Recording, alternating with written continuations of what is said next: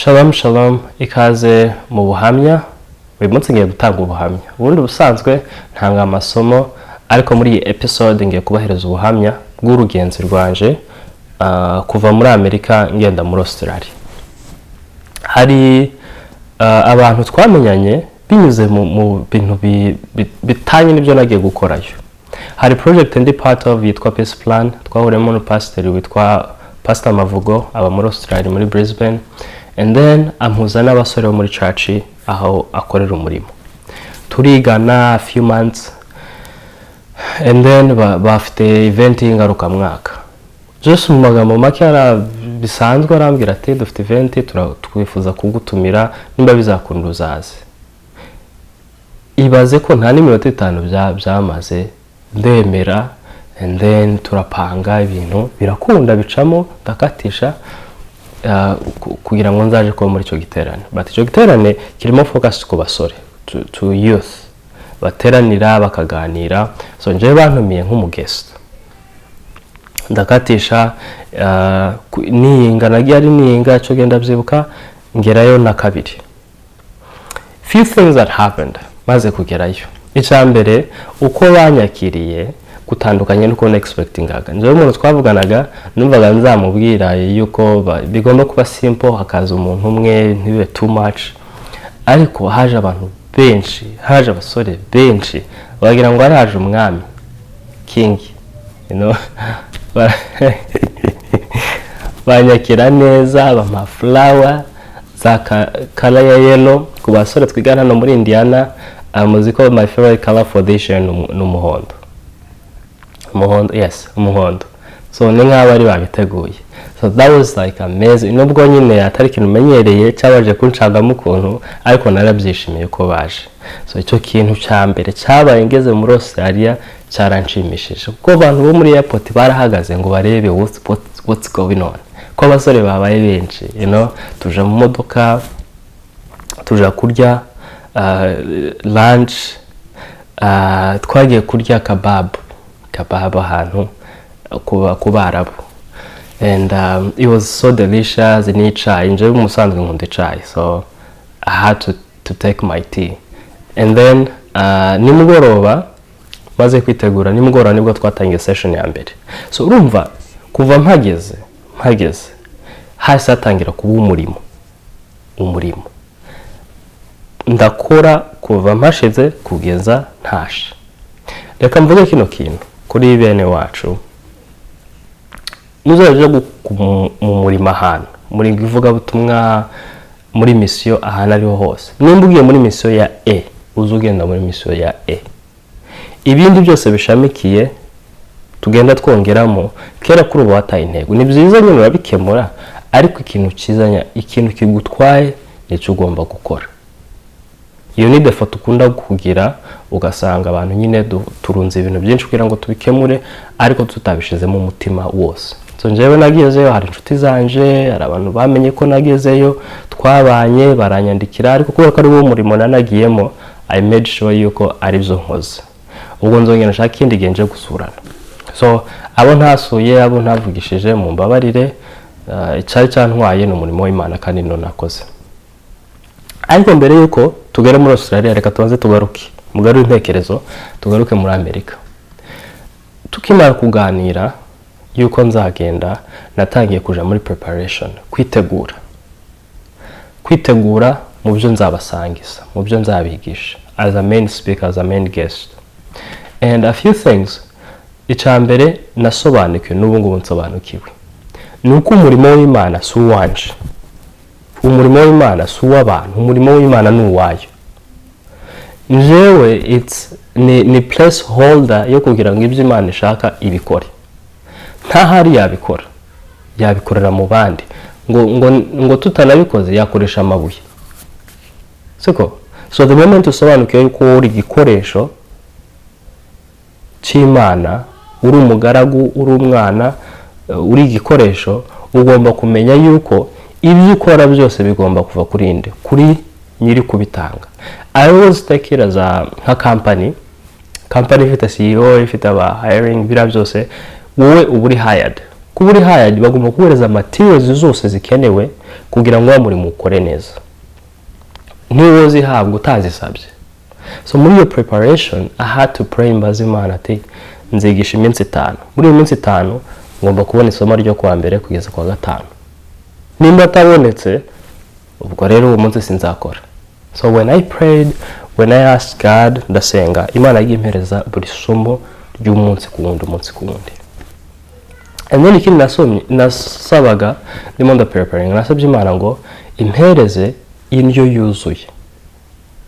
Kuko abenshi tugiye ahantu kubwiriza kuvuga ubutumwa muri mission, turasenga tugahabwa ijambo, ariko kenshi tugatanga ijambo rituzuye, ugasanga harimo ama stories, ugasanga harimo ibintu bijanye natwe bitarimo indyo yuzuye.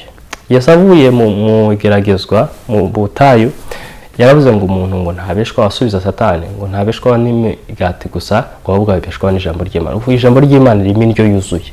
Iyo ndyo yuzuye tugomba kuyishaka hasi no hejuru, kugira ngo aho wagiye nugerayo utange ibintu byuzuye bishimisha Imana ndetse bishimisha n'abantu. So njyewe nicyo nasengeye, and then ngezeyo nibyo ndi bubabwire, niyo mpamvu nakoze mu Ubuhamya, nuko ibyo nasabye ndyo yuzuye nayiteretse kwa kundi Imana yimpanye itereka mu mitima y'abantu haba ibintu bikomeye cyane.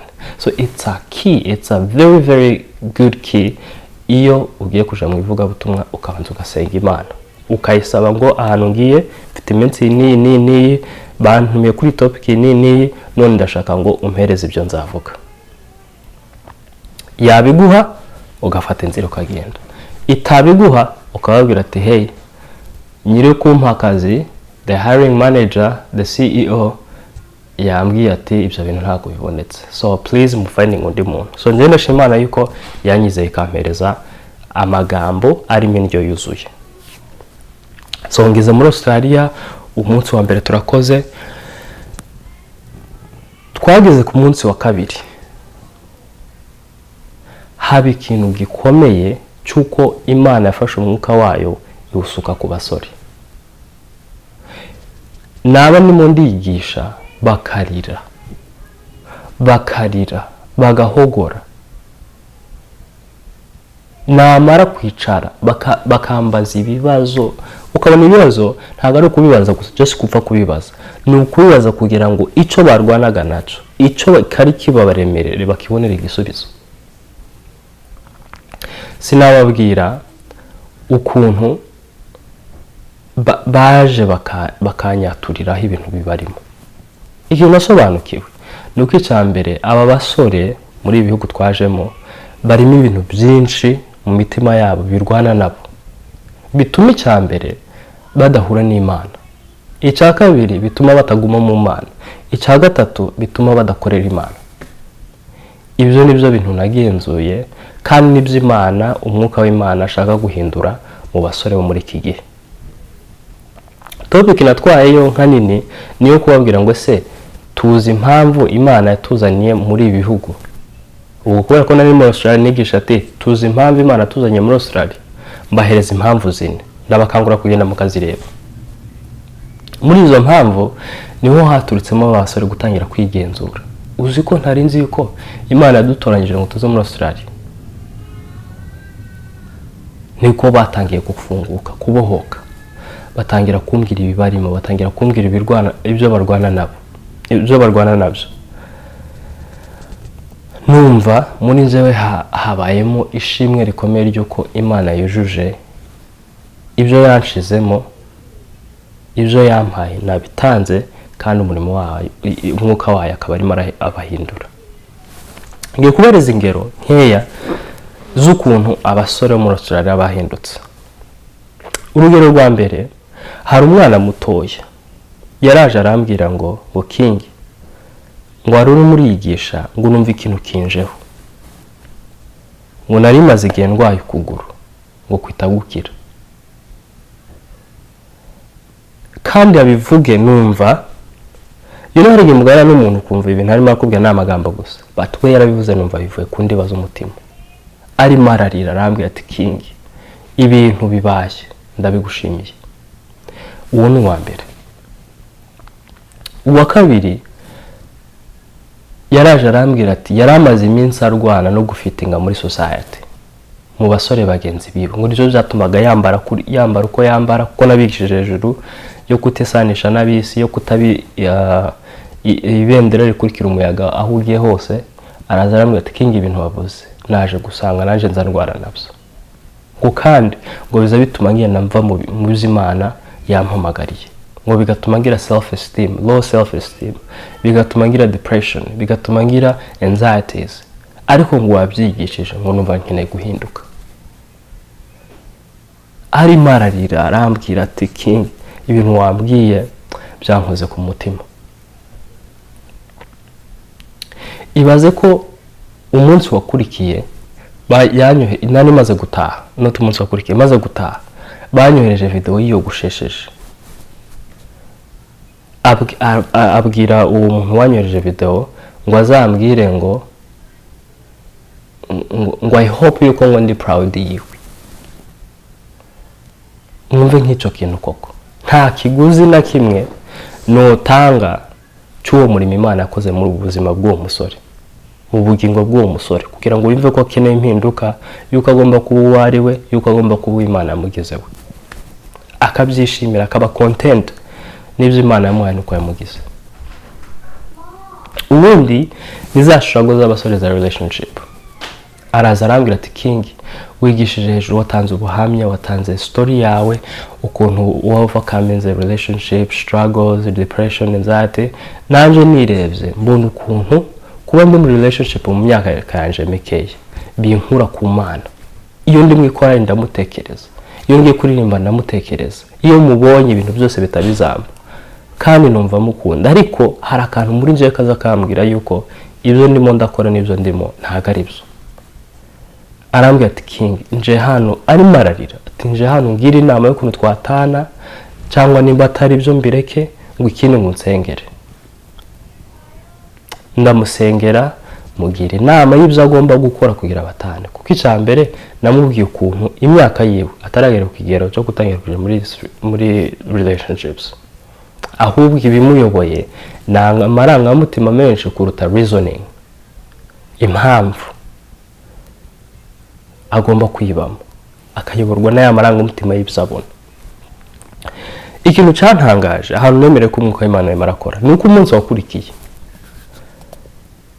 namaze kwigisha aho kugira ngo ngiye kwicara urumva umaze kwigisha warushe ngiye kwicara araza arambwira ati King nkeneye kukuvugisha please nkeneye kukuvugisha. Ubona nyine afite ibyishimo tugenda muri hallway inyuma arambwira ati za nama wangeze ibyo ngomba gukora wa muntu niwe waje arambwira neza uko wabimbwiye niwe waje arambwira ati ibintu tubireke ngo nahise numva ngo ari Imana yabikoze ishigikiye cya kintu canjemo cyo ko ngomba kubireka yite bishigikira. Again nta kiguzi na kimwe umuntu yotanga kuri icyo kintu cyabaye usibye Imana nyine yabikoze. Abagize struggle z'imiryango baraza barambwira ati King impamvu ubona tutishimye impamvu tugendana agahinda nuko mu miryango yacu aho tuva there is no happiness there is no joy and we want to achieve joy. So ndabasengera I don't know what happened nimba byarabaye ariko wabonaga muri bo basigaye bagendana amahoro kuko iyi minsi yakurikiye wabonye none bagezeyo. Mu masomo nigishije nageragamo hagati abasore bakarira mw'abantu bakarira mbigisha ijambo ry'uko ibyo dukora byose biriya byose guilty tubamo biriya bintu byose bituma tumenya yuko tutari kumwe n'Imana ari byo bisubiza Yesu ku musaraba icya kabiri biriza umwuka wera. Pasiteri Mavugo aratubwira ngo mwibaze ngo aho kugira ngo umwuka wera rira na Yesu bamubambe bagufasha bakagusubiza aho bagukuye. Ibyo bintu byagiye bikora nagiye mbisubiramo bikora ku basore barihana. Mwibaze yuko iminsi yose nahabaye nimba nararyamye amasaha menshi buri ku munsi ntiyorenga 4-5 kubera ko twamaraga session umwe akankurura undi akankurura kugezaho abantu bantwaraga kuri hoteli n'abantwaraga ahandi kuryama tuntu nyine twa basic umuntu akora mu buzima busanzwe, bageze aho ngaho bakaza bababuza bakabwira ati mugende ageje kuryama. Nanje ubwanje nageze aho ndaruha, ngera ahantu nigisha cyangwa nabaganiza nkababwira n'ukuri mumbabarire ndarushe, reka ngende nduhukeho gatoya.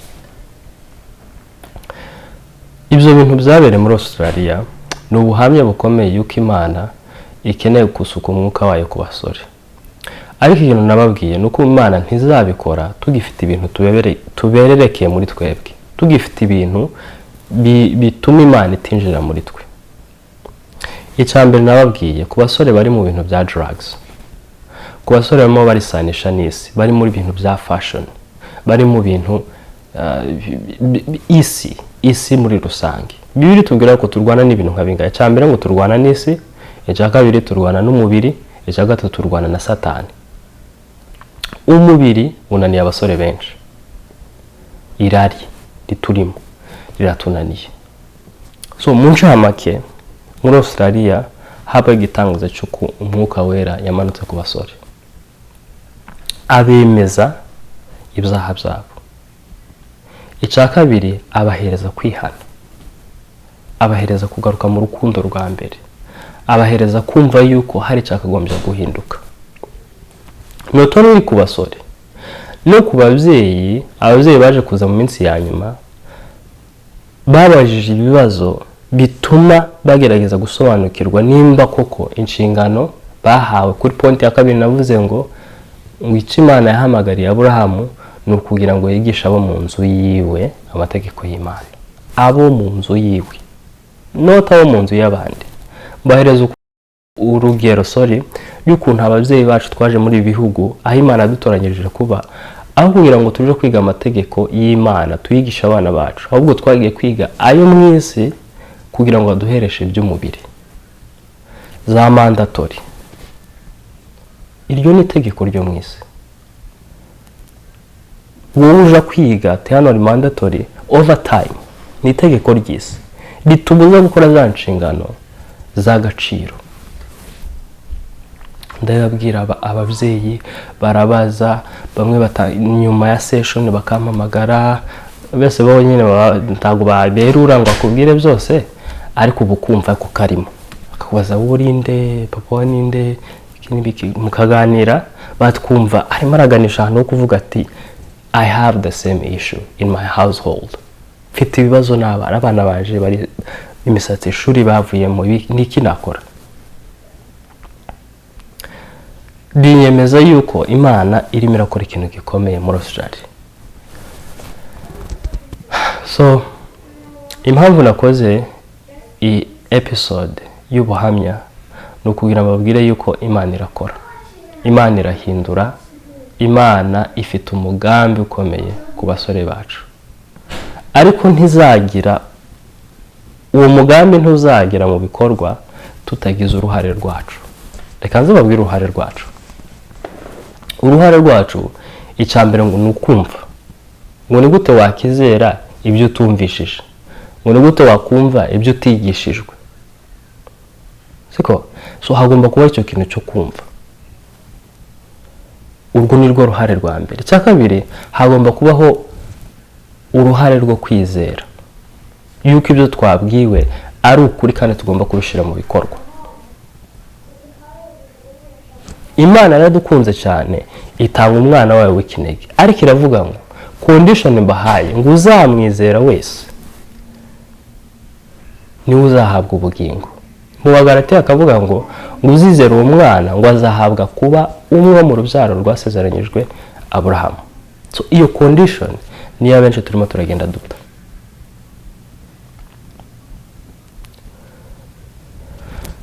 Igihe twaganiraga n'abasore nagerageje kubabwira my personal life, the things that I've went through, uko nabi overcoming, ukuntu Imana yaje mu buzima bwanje, ukuntu yampinduye, ukuntu yampaye umuhamagaro. Nza gusanga they still fighting the same thing. Barimo bararwana n'isi, ibyo babonye nibyo bashaka kujamo. Bahereza urugero rw'ibendera n'umuyaga, icya kabiri barimo bararwana n'umuyaga. Irari riturimo bitewe na access dufite. Nababwira amatelefone ukuntu ari ikigirwamana, nababwira amatelefone ukuntu ari ikiyobyabwenge ahubwo kiruta ibindi biyobyabwenge.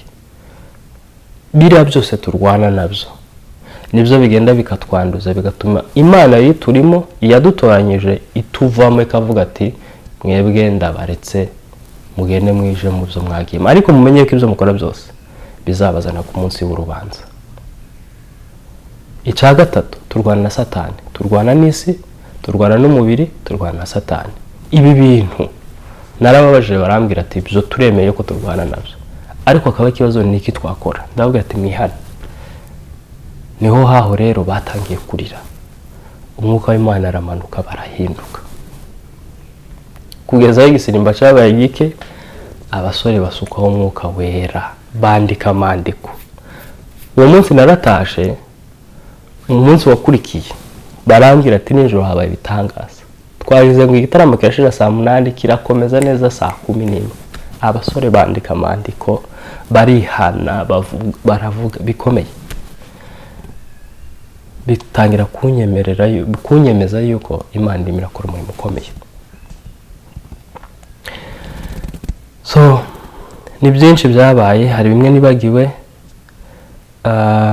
ariko icyambere Imana ikeneye guhindura abantu, abasore bacu, ariko niyo bahindura tudafashe iyo ntambwe. Intambwe nabigishije narababwiye ati tugomba kugira knowledge, ubumenyi, tugomba kugira understanding, gusobanukirwa, tugomba kugira wisdom. Wisdom ni ugushira mu bikorwa ubumenyi byo wamenye, ibyo wasobanukiwe ukabishira mu bikorwa, kera bugize wisdom.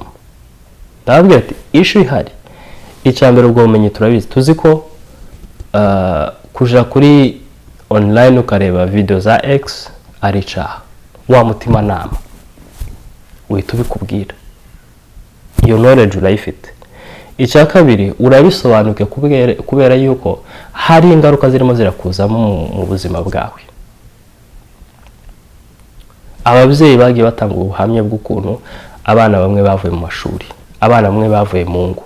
Izo ni understanding, ni ugusobanukirwa kwa bwa bumenyi bw'ibyo bakoze, yuko ingaruka zirimo ziraza. Icyo ni ikintu cyugarije urubyiruko rwacu. Imisatsi, hari umusore n'ubu ndacyabitekereza, yarahindutse, warwanaga na gufita ingayini nabivuze kare, ageraho arambwira ati king nkeneye guhinduka. I've been fighting iki kintu cyo gufita ingayini mu basore bagenzi banje, waraje hano mbera umugisha, nasobanuka icyo ngomba gukora. The next day banyoreje video yakase umusatsi, aravuga ngo I hope you king are proud of me. Nureba iyi video ndakubwiye ngo umenye ko Imana iri proud of you. Kuba wiyambuye bira byose bigufitiye inyungu, bigufitiye gufita ingayini muri society, ukubaha Imana. Ukubaha Imana nibwo bwenge, kandi kuva mu byaha niko kujijuka. Ngana ku musozo, ni byinshi byabaye sinobimara byose, wenda aho bazantumira handi nzatanga buno buhamya. It's going to be one of the catalog y'ibintu Imana imaze gukorera muri jewe, nzagenda bitanga nk'ubuhamya, ariko ndabutanze hano ku bantu bose, ku bantu bifuza ko bino biganiro byakomeza, kuko iyi ni ikibazo kiri muri community muri rusange. Mu matorero yose dufite kino kibazo. Nabigishije rero y'ubumenyi, y'ahantu tuvoma ubumenyi, tuvuga uburere, ahantu tuvoma uburere, tuvuga mu muryango, tuvuga mu itorero, tuvuga muri school education, mu masomo, ikindi tuvuga muri community. Izo institution zose zirarwaye. Overtime, mandatories, zigatwara umwanya wo kwigisha abana. Muri uku kurwara hakenera izindi mbaraga zidasanzwe kugira ngo izi institution zose zongere zubakwe. binyuze mu biganiro, binyuze mu busabane, binyuze mu bumwe. I hope ko muzagenda mukareba amasomo twigishije twize kugira ngo bibafashe kubahereza umuco w'ubuhamya ndimo ndabahereza. Ku bantu bifuza yuko nazagera mu matorero yanyu, mugategura urubyiruko tuzakorana tukaza twabigisha aya masomo, mwanyandikira kuri email. Email yanjye ni heritiermukunzi@gmail.com.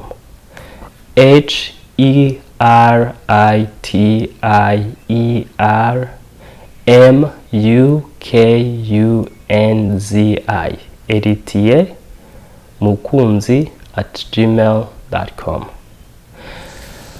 WhatsApp nshobora kumara n'amezi 5 n'umwaka ntarayireba, so ntabwo iri comfortable nayo. Kuri call bitewe n'akazi nkora nshobora kumara icyumweru, iminsi ntarasubiza, but please wanyandikira, wansigira voicemail, ninyibona nzakwandikira. Ariko email, akazi nkora mba ndi kuri email amasaha menshi, unyandikiye tangusubiza ko kanya. So ku matorero ari muri Amerika, ku matorero ari muri Australia, ku matorero ari muri Europe, aho mwamwe, ku matorero ari muri Afrika, nimba mukeneye aya mahugurwa, nimba mukeneye ibi biganiro, first mugende murebe ibyo twakoze muri Australia. Second, mubaze abantu muri Australia, mu verifying ko ibimbabwiye ari ukuri. Ikindi gikurikira ubwo hazabeho conversation yo kuno twakorana. Jewe I'm willing to go anywhere, nicyo Imana yampamagariye kandi nzagikora nubwo batampamagara. Yaba hondi nibyo nkora, yaba n'ahandi bazantumira nibyo nzakora.